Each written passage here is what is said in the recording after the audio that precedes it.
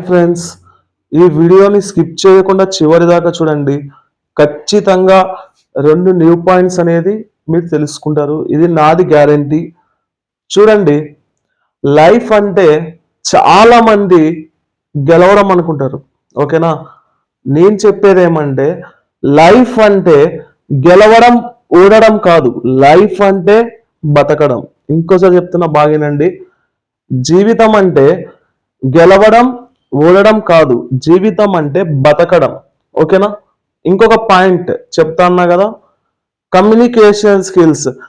చాలా మంది ఏమనుకుంటారంటే కమ్యూనికేషన్ స్కిల్స్ అంటే ఇంగ్లీషో హిందీయో అనుకుంటారు. ఓకేనా?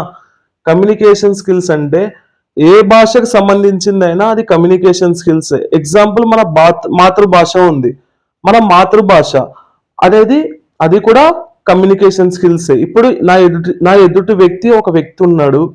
నేను వచ్చేసి ఆ వ్యక్తితో మాట్లాడుతున్నా. నేను అర్థమయ్యే విధంగా మాట్లాడితే దాన్ని కమ్యూనికేషన్ స్కిల్స్ అంటాం. ఆ వ్యక్తి నాకు అర్థమయ్యేటట్లా చెప్తే అది కమ్యూనికేషన్ స్కిల్స్ అంటాం. ఓకేనా? కమ్యూనికేషన్ స్కిల్స్ అంటే ఇంకోసారి చెప్తున్నా వినండి.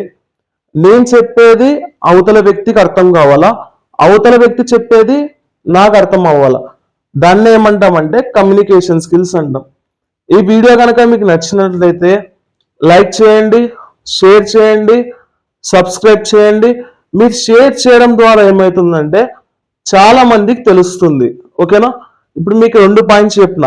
ఒకటి వచ్చేసి what is the meaning of life, second one is communication skills. Thank you.